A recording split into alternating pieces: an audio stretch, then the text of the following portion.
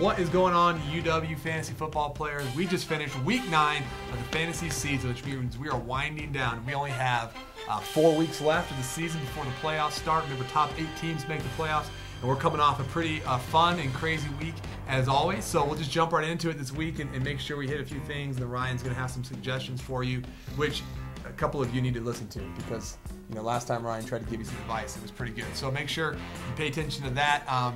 This last week, we just got a couple things we got to mention that were really good. The first one is Ryan Newton. My good friend Ryan Newton, Ryan number 2, as they call him down in Brazil, had a tough week. Scored 22 points this week, Ryan. Have you ever had seen a lower one? I think I've never years, seen it. Yeah, 22 years? is pretty low. 22 might be as bad as I've ever seen. And he writes on the comment, I had a bad week this week. So understatement. Just in case we didn't know. Yeah, just in case we weren't sure that was pretty bad. And then Wade Phillips gets fired. The Cowboys lose 45-7 on national TV. His fantasy team scores 22 points. So sending out some love to Ryan Newton because I'm sure if your hope was in the Dallas Cowboys, good thing your hope was in Jesus. Because if your hope was in the Dallas Cowboys, you would be really struggling in life right now because it's a disaster out there. But they do have the nicest building, nicest stadium still in the entire NFL. So tough week for Ryan. Now the funny thing about Ryan is his bench was actually pretty loaded. Between Brandon Jackson, I actually have it right here, between Brandon Jackson and Derek Mason and Jacob Tamme, those 3, you scored almost like 50 points that was just left on your bench. So I'm not normally the one who does like the suggestions, but in my mind, I would go ahead. And he also set a record this week because I'd noticed how many Cowboys. He actually put their kicker up too. So he had Dallas' defense, David Beasley, their kicker, Sam Hurd, which the only thing going for that guy is his first name. It's awesome. But other than that, I don't know if he's even caught a pass this year. I don't know. And he picked him up and started him. So you got Sam Hurd there, Miles Austin, and he has Jason Witten. And think if he had Romo still. And Felix Jones. So he's got 6. He got 6. Plus he would have had 7 with Romo. So you've set the record for least amount of points scored in a week and most players from one team ever played. So, and our person who's filming here, Jess, is also a Dallas Cowboys fan, so she's hurting with you, but she's excited because she's still in Survivor, Final 4 of Survivor, so congrats to her for being in that still. So anyway, tough week for the #1 draft pick, which is really a legitimate chance now for them, and I don't know who they get. I think that they don't really need a quarterback, but I don't know. The kid out of Stanford's pretty good. But the Cowboys have that thing pretty locked up. And then also, I wanted to mention Jocelyn because I seem to talk about her every single week. She's won again, guys. This is 3 in a row. She's unstoppable. She is unstoppable. She's like that new movie coming out this weekend. She is officially unstoppable. They titled it after her. Yeah. They saw her fantasy team, and they're like, that's what we're going to call it. Denzel's like, we got to call the movie Unstoppable because Jocelyn's playing. She's won 3 in a row ever since I said she wouldn't win a game this year. So ever since I said that, she's on fire. So if anybody else wants me to say you won't win a game, just give me a text or a call, and I'll make sure we mention that because that way you'll go on a winning streak. But the way she's winning cracks me up. Look at this. Like, she started Deion Butler, who I still don't know who he is, and he scored 0 points because the Seattle Seahawks as a team scored 0 points this week. Then she started Buster Davis, who, just so you know, Jocelyn, he's out for the entire season. That's what the IR means next to his injured reserve. So he will not be playing for the San Diego Chargers this year, but most of the people on the team are playing for him right now. And Robert Meacham is your other wide receiver. So between your 3 wide receivers, you scored 1 point. Yet somehow you still won this week. And how did you do it? Well, you got 22 points from Michael Turner and 28 points from Green Bay's defense. Again, sorry, Dallas Cowboys. This is like smash the Cowboys day. 28 points from a defense, 22 from your running back, 15 or 16, I think, from Josh Freeman, your quarterback. That's all you needed. 3 players. And she beat Spencer. Spencer, nice pickup. Okay, I don't know if you noticed this. On Sunday, Sage Aurier-Tutu from the Chargers is going off. Okay, he's scoring thousands of touchdowns because Philip Rivers is making him look good. So Spencer gets him. Julia goes on right afterwards. Julia tried to get him, and she's like, oh, you beat me. I was on there by the 3rd quarter trying to get him.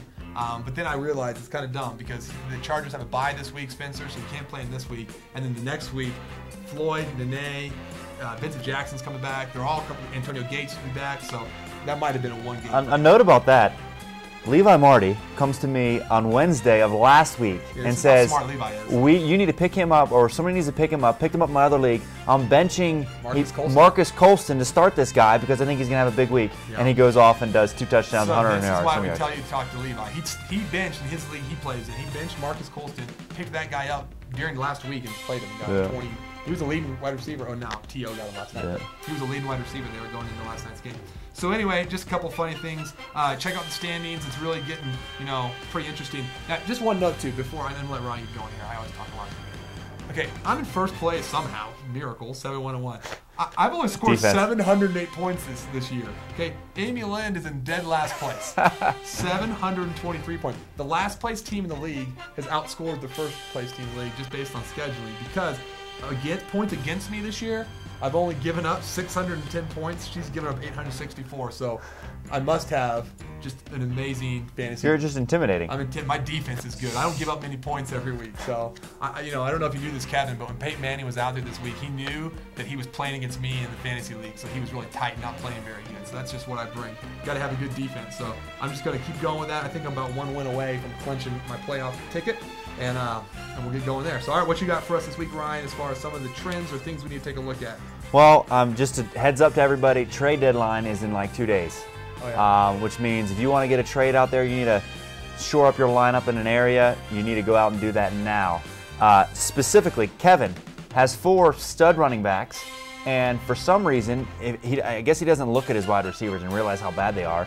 He won't make a trade for one of them. So, I mean, if you have a wide receiver that you're willing to give up, I would go after Kevin, see if he can't give up one. There's absolutely no point in having 4 good ones because you're never. So he's got Ronnie Brown, he's got Jamal Charles, he's got Darren McFadden, he's got Peyton Hillis. So those 4. So I don't understand why Kevin would not get rid of a Ronnie Brown, or even maybe a Jamal Charles. By the way, Kevin, thanks for not playing Peyton Hillis against me this week because you would have beat me by about 30 because he scored 31 points. Yeah, So thank you for doing that. He's an every week starter. Yeah, the guy carries the ball like 30 times. Yep.